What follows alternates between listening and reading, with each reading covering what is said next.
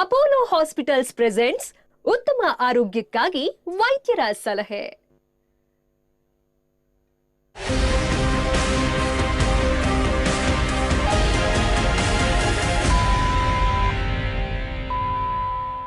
ಉತ್ತಮ ಆರೋಗ್ಯಕ್ಕಾಗಿ ವೈದ್ಯರ ಸಲಹೆ ವಿಶೇಷ ಕಾರ್ಯಕ್ರಮಕ್ಕೆ ಸ್ವಾಗತ. ನಾನು ಸೌಮ್ಯ ಹೆಗಡೆ. ಒತ್ತಡದ ಜೀವನ, ಬದಲಾಗ್ತಾ ಇರುವ ಜೀವನ ಶೈಲಿ, ಜನರಿಗೆ ನೂರಾರು ಆರೋಗ್ಯ ಸಮಸ್ಯೆ. ಯಾವ ಸಮಸ್ಯೆಗೆ ಯಾವ ಚಿಕಿತ್ಸೆ ಅನ್ನೋದೇ ದೊಡ್ಡ ಚಿಂತೆ. ಇಂತಹ ಸಮಸ್ಯೆ ಇರೋರಿಗೆ ಒಂದೇ ವೇದಿಕೆಯಲ್ಲಿ ಸಿಗುತ್ತೆ ಉತ್ತರ. ಇದೇ TV9ನ ವಿಶೇಷ ಕಾರ್ಯಕ್ರಮ ಉತ್ತಮ ಆರೋಗ್ಯಕ್ಕಾಗಿ ವೈದ್ಯರ ಸಲಹೆ.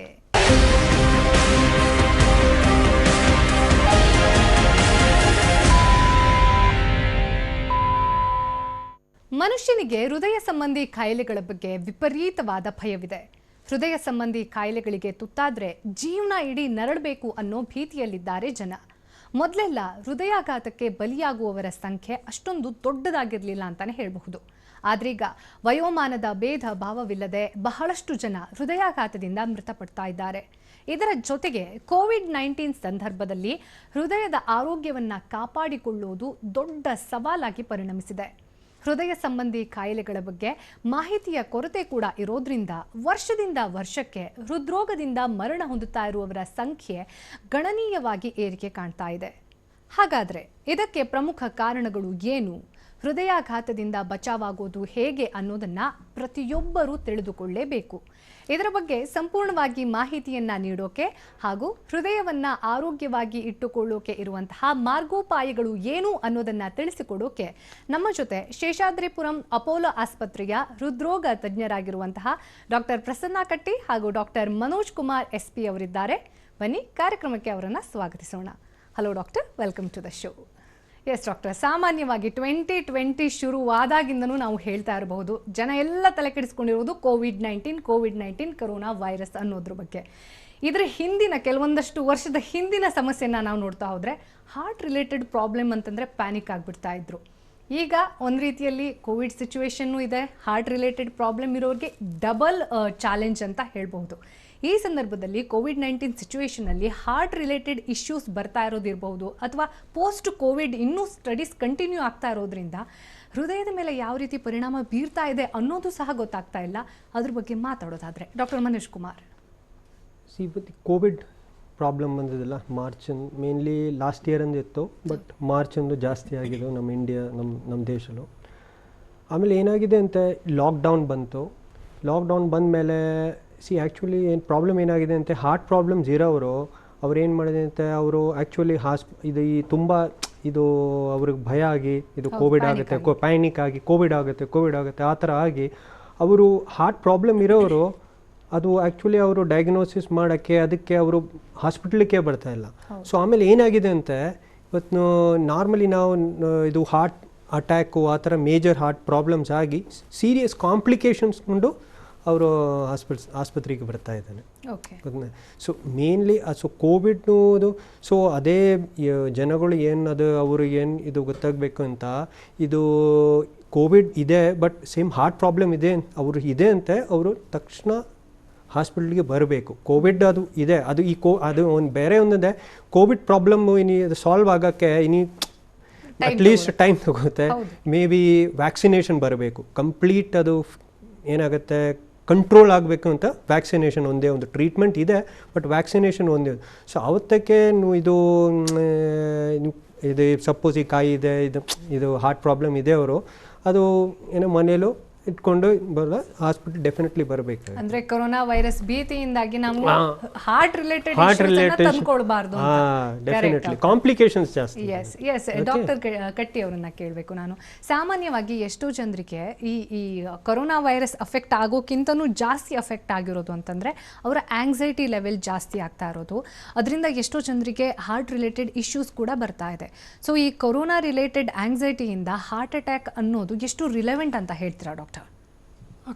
ಕೊರೋನಾ ಬಗ್ಗೆ ಇರುವಂತಕ್ಕಂಥ ಭಯದಿಂದಾಗಿ ಆಂಗ್ಸೈಟಿ ರಿಲೇಟ್ ಆಗಿ ಯಾರು ಪ್ರೋನ್ ಇರ್ತಾರೆ, ಡಯಾಬಿಟಿಕ್ಸು, ಹೈಪರ್ಟೆನ್ಸಿವ್ಸು, ಹೈ ಬ್ಲಡ್ ಪ್ರೆಷರ್ ಇದ್ದವರು, ಅವರಲ್ಲಿ ಹೃದಯಾಘಾತ ಆಂಗ್ಸೈಟಿಯಿಂದ ಅಂದರೆ ಆತಂಕಕ್ಕೊಳಗಾಗಿ ಹಾರ್ಟ್ ಅಟ್ಯಾಕ್, ಹೃದಯಾಘಾತ ಆಗುವಂಥ ರಿಸ್ಕ್ ಹೆಚ್ಚಾಗಿರುತ್ತೆ. ಅದಕ್ಕಿಂತಲೂ ಮುಖ್ಯವಾಗಿ ಇನ್ನೊಂದಂದರೆ ಕೋವಿಡ್ ಬಂದಾಗ ಅಂದರೆ ಕೋವಿಡ್ ಇನ್ಫೆಕ್ಷನ್ ಆದಾಗ ವೈರಲ್ ಇನ್ಫೆಕ್ಷನ್ನು ಅದು ಕೂಡ ಹಾರ್ಟ್ ಅಟ್ಯಾಕನ್ನು ಪೇಷಂಟಲ್ಲಿ ಆಗುವಂತೆ ಮಾಡ್ಬೋದು. ಅದು ಯಾಕಂದರೆ ನಮಗೆ ಹೃದಯಕ್ಕೆ ರಕ್ತ ಬರೋದು ಕೊರೋನರಿ ಆರ್ಟರಿಯಿಂದ. ಈಗ ಅನೇಕ ನಾವು ಪೇಷಂಟ್ಸನ್ನು ನೋಡಿದ್ದೇವೆ, ಸಣ್ಣ ವಯಸ್ಸಿನಲ್ಲಿ ಅವರಿಗೆ ಕೊರೋನಾ ಇನ್ಫೆಕ್ಷನ್ ಆದಾಗ ಅವರ ಹೃದಯದ ರಕ್ತನಾಳಗಳಲ್ಲಿ ಕ್ಲಾಟ್ ಅಂದರೆ ರಕ್ತ ಹೆಪ್ಪುಗಟ್ಟಿ ಅದರಿಂದ ಹಾರ್ಟ್ ಅಟ್ಯಾಕ್ ಆಗ್ತಕ್ಕಂಥ ರಿಸ್ಕ್ ಇರುತ್ತೆ. ಸೊ ಒಂದು ಕೊರೋನಾ ಕೂಡ ಹಾರ್ಟ್ ಅಟ್ಯಾಕ್ ಕಾಸ್ ಮಾಡ್ಬೋದು, ಸ್ಟ್ರೋಕು ಕಾಸ್ ಮಾಡ್ಬೋದು. ಅಂದರೆ ರಕ್ತನಾಳದಲ್ಲಿ ರಕ್ತ ಹೆಪ್ಪುಗಟ್ಟಿ ಅದರಿಂದ ಕಾಂಪ್ಲಿಕೇಶನ್ ಆಗ್ಬೋದು. ಇನ್ನೊಂದು ಯಾರು ವಲ್ನರೇಬಲ್ ಇರ್ತಾರೆ ಅವರಿಗೆ ಕೊರೋನಾಗಿರ್ತಕ್ಕಂಥ ಆತಂಕದ ಬಗ್ಗೆ ಅದರಿಂದ ಕೂಡ ಅವ್ರಿಗೆ ಹಾರ್ಟ್ ಅಟ್ಯಾಕ್ ಆಗ್ಬೋದು. ರೈಟ್ ಡಾಕ್ಟರ್, ನೀವು ಹೇಳಿದ ಹಾಗೆ ಇನ್ನೊಂದು ಸಮಸ್ಯೆ ಏನು ಅಂತಂದರೆ, ಇದು ಹೊಸದಾಗಿ ಹೃದಯ ಸಂಬಂಧಿ ಕಾಯಿಲೆಗಳು ಹುಟ್ಕೊಳ್ಳೋದು ಒಂದು.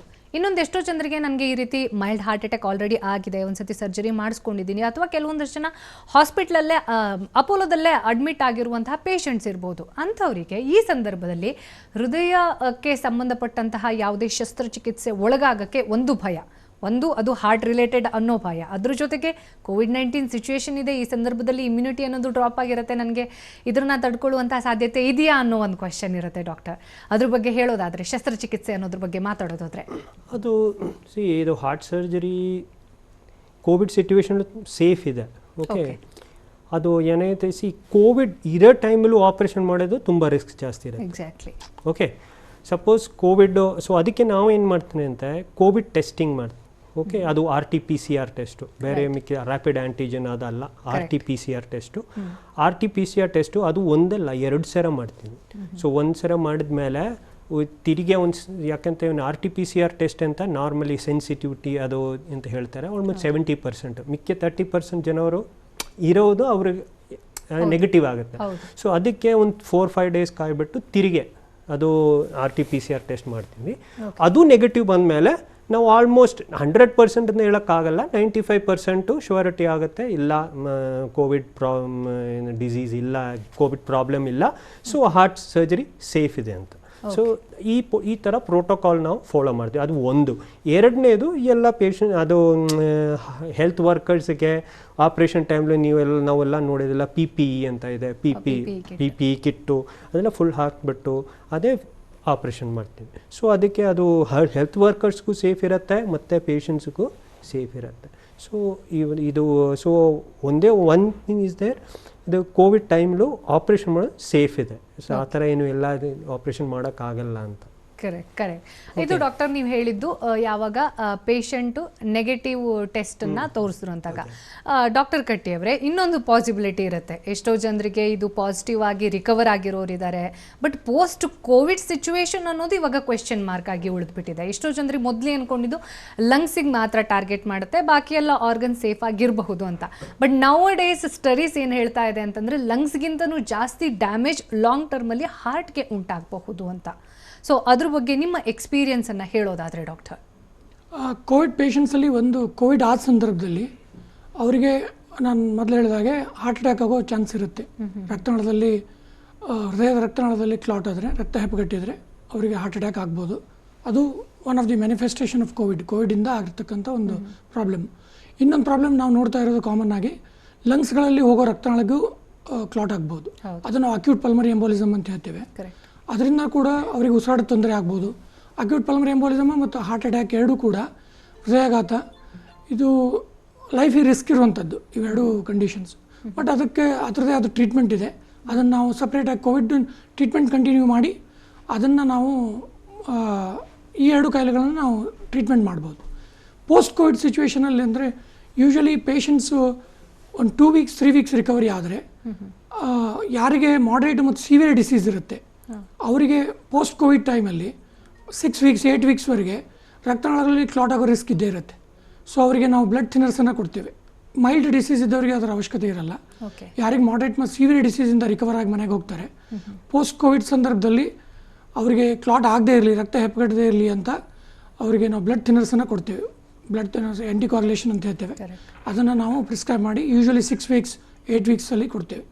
ಸೊ ಅದನ್ನು ಮಾಡೋದ್ರಿಂದ ಹೃದಯಕ್ಕೆ ಸಂಬಂಧಪಟ್ಟಂಥದ್ದು ಅಥವಾ ಲಂಗ್ಸ್ಗೆ ಸ್ಟ್ರೋಕ್ ಆಗೋ ಚಾನ್ಸಸ್ಸನ್ನು ನಾವು ಕಡಿಮೆ ಮಾಡ್ಬೋದು.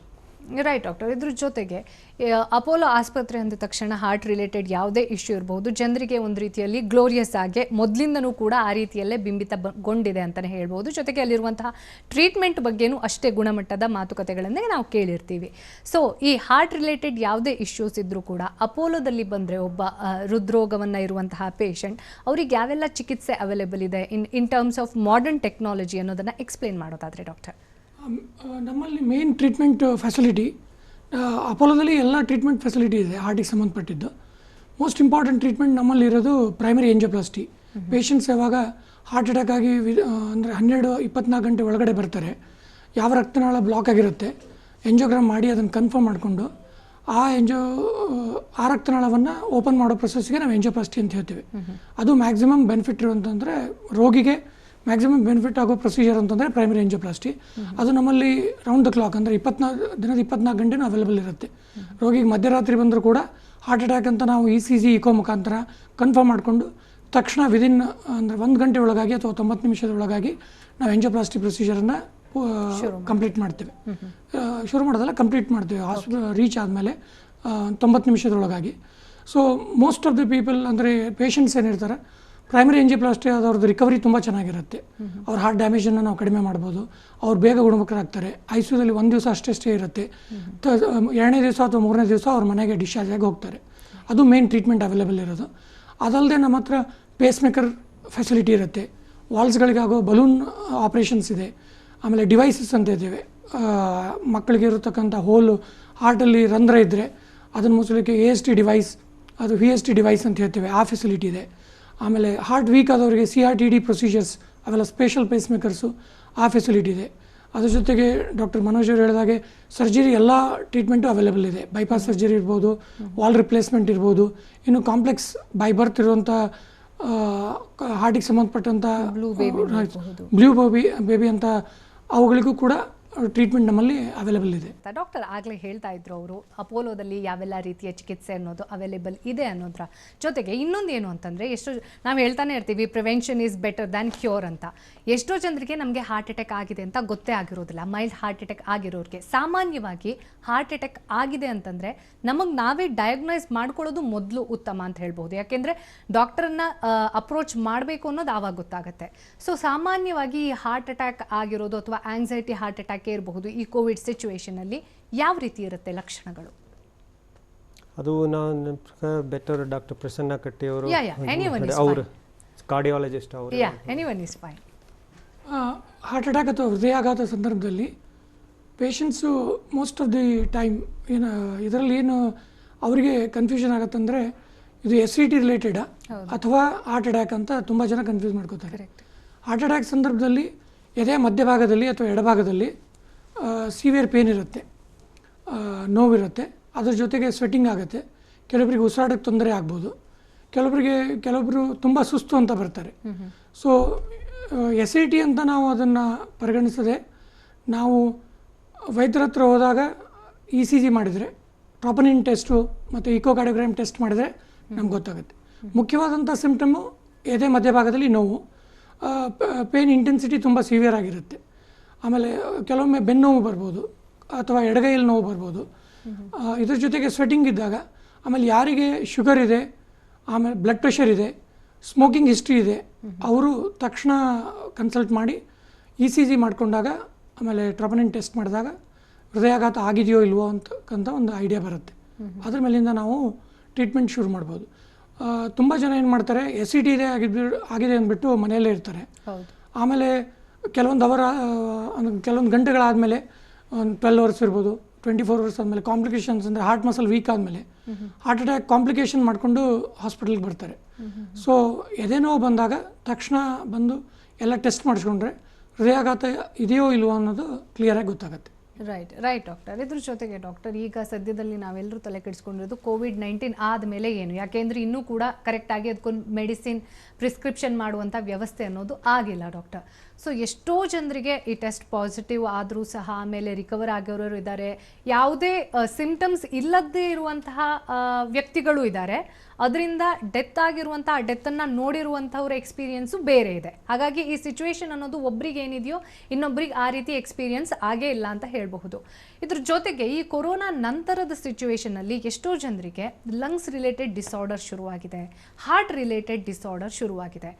ಆವಾಗ ಟ್ರೀಟ್ಮೆಂಟ್ ಯಾವ ರೀತಿ ಅಂತ ಹೇಳ್ತೀರಾ? ಪ್ರೋಟೋಕಾಲ್ ಆವಾಗ ಹೇಗೆ ತಗೊಳ್ತೀರಾ ನೀವು ಅಂತ? ಯಾಕೆಂದ್ರೆ ಜನ ಹಾಸ್ಪಿಟ್ಲಿಗೆ ಬರೋದಕ್ಕೆ ಭಯ ಪಡ್ತಿದ್ದಾರೆ ಇವಾಗಿನ ಸಂದರ್ಭದಲ್ಲಿ. ಇದಲು ಹಾರ್ಟ್ ಸಂಬಂಧ ಪ್ರಾಬ್ಲಮ್ಸ್ ಏನು Covid related heart problems doctor Prasanna ಕಟ್ಟಿ ಅವರು ಹೇಳಿದ್ರು. ಓಕೆ, ನಾವು ಬರೀ ಲಂಗ್ಸ್ ಬಗ್ಗೆ ಫೋಕಸ್ ಮಾಡ್ತೀವಿ, ಶ್ವಾಸಕೋಶ.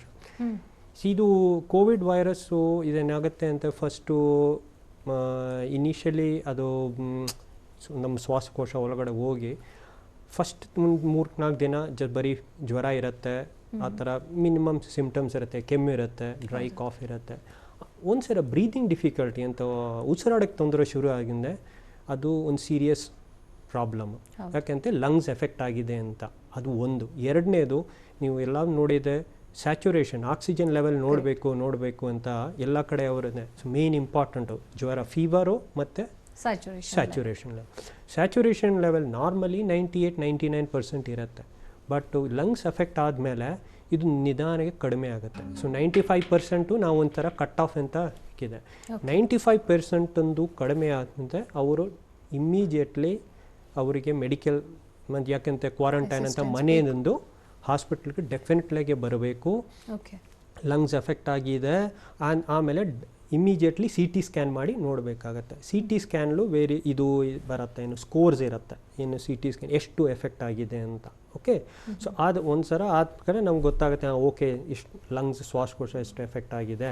ಸೊ ಆ ಥರ ಪೇಷಂಟ್ಸ್ಗೆ ಆಕ್ಸಿಜನ್ ರಿಕ್ವೈರ್ಮೆಂಟ್ ಆಗುತ್ತೆ. ಇನಿಷಿಯಲಿ ಕೆಲವ್ರಿಗೂ ಆಲ್ಮೋಸ್ಟ್ 80-90% ಆಕ್ಸಿಜನಲ್ಲಿ ಸಾಲ್ವ್ ಆಗುತ್ತೆ ಪ್ರಾಬ್ಲಮ್. ಮಿಕ್ಕಿದ ವೆಂಟಿಲೇಟರ್ ರಿಕ್ವೈರ್ಮೆಂಟ್ ಆಗುತ್ತೆ ಒಂದು 5%ಗೆ. ಆಮೇಲೆ ಒಂದು 2-3%ಗೆ ಮೇಜರ್ ಪ್ರಾಬ್ಲಮ್ಸ್ ಆಗುತ್ತೆ. ಅದಕ್ಕೆ ನೀವು ಹೇಳಿದ್ರೆ ಸೈಟೋಕೈನ್ ಸ್ಟಾಮ್ ಅಂತ. ಅದೇನಾಗುತ್ತೆ, ನಮ್ಮ ಇಮ್ಯುನಿಟಿ, ನಮ್ಮ ಇದು ಫೈಟಿಂಗ್ ಇಮ್ಯುನಿಟಿ ಇರುತ್ತೆಲ್ಲ ತುಂಬ ಜಾಸ್ತಿ ಆಗಿ ಲಂಗ್ಸ್ ಎಫೆಕ್ಟ್ ಆಗಿ ಮಿಕ್ಕ ಎಲ್ಲ organs, heart, kidneys, multi organ failure ಅಂತಾರ ಆ ಥರ ಆಗುತ್ತೆ. ಸೊ ಕೋವಿಡ್ ಪ್ರಾಬ್ಲಮ್ ಇದೆ ಅಂತ ಅದು ಮೇನ್ಲಿ ಲಂಗ್ಸು, ಹಾರ್ಟ್ ಎಫೆಕ್ಟ್ ಆಗುತ್ತೆ. ಬಟ್ ನಮ್ಮ ಬಾಡಿಯಲ್ಲಿ ಎಲ್ಲ ಆರ್ಗನ್ಸು, ಎಲ್ಲ ಮೇನ್ ಆರ್ಗನ್ಸು ಎಫೆಕ್ಟ್ ಆಗೋಕ್ಕೆ ಚಾನ್ಸಸ್ ಇದೆ. Right doctor. ಜೊತೆಗೆ ಇತ್ತೀಚಿನ ದಿನದಲ್ಲಿ ನಾವೆಲ್ಲರೂ ಮಾತಾಡ್ತಾ ಇರೋದು ಅಂತಂದರೆ ಸೋಷಿಯಲ್ ಡಿಸ್ಟೆನ್ಸಿಂಗ್.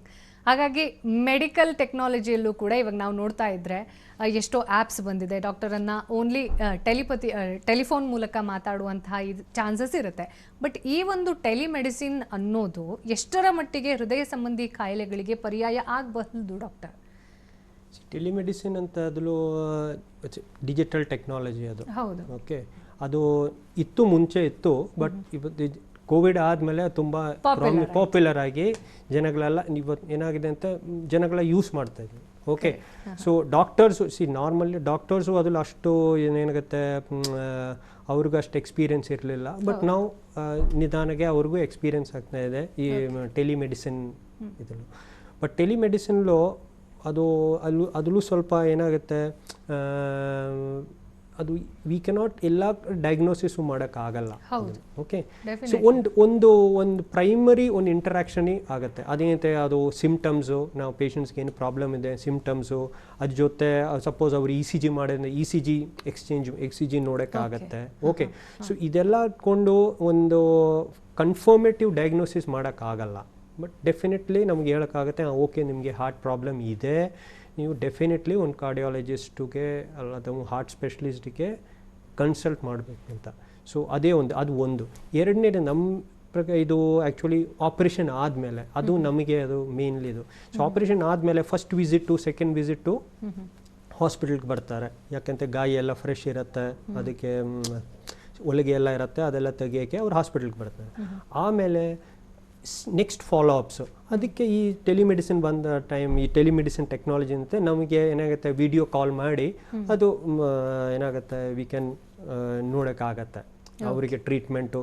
ಸಪೋಸ್ ಅವ್ರ ಟ್ರೀಟ್ಮೆಂಟ್ ಅದೆಲ್ಲ ಬರುತ್ತೆ. ಸೊ ಟ್ರೀಟ್ಮೆಂಟ್ ಏನು ಸಪೋಸ್ ಒಂದು ಸ್ವಲ್ಪ ಚೇಂಜಸ್ ಮಾಡಬೇಕಂತ ಅದು ಮಾಡ್ಕೊಂಡು. ಸೊ ಈ ಥರ ಕೋವಿಡ್ ಟೈಮ್ಲು ಟೆಲಿಮೆಡಿಸಿನ್ಲು ತುಂಬ ಪ್ರಯೋಜನ ಇದೆ. ನಮ್ಮ ಥರ ಇದು ಪೋಸ್ಟ್ ಪ್ರೊಸೀಜರ್ ಪೇಷಂಟ್ಸಿಗೆ ಅವರಿಗೆ ಯಾರ ಪ್ರೈಮರಿ ಹಿಸ್ಟ್ರಿಯನ್ನ ನೀವು ಡಯಾಗ್ನೈಸ್ ಮಾಡಿ ಅವರಿಗೆ ಟ್ರೀಟ್ಮೆಂಟ್ ಅನ್ನ ಕೊಡ್ತೀರಾ, ಅದನ್ನ next prediction is possible through telemedicine.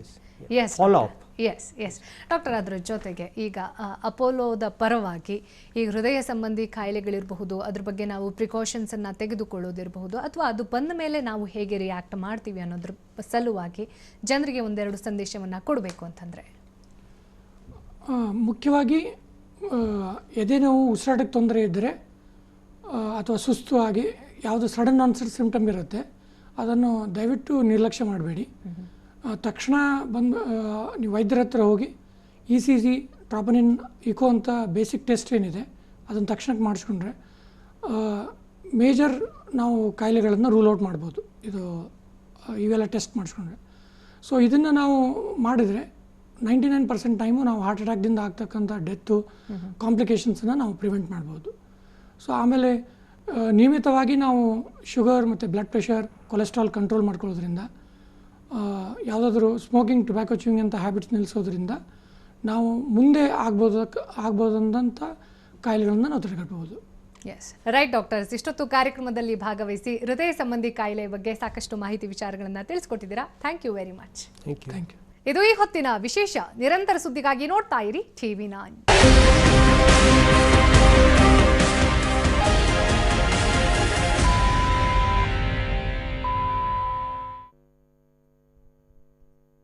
ಈ ಕಾರ್ಯಕ್ರಮದ ಪ್ರಾಯೋಜಕರು ಅಪೋಲೋ ಹಾಸ್ಪಿಟಲ್ಸ್.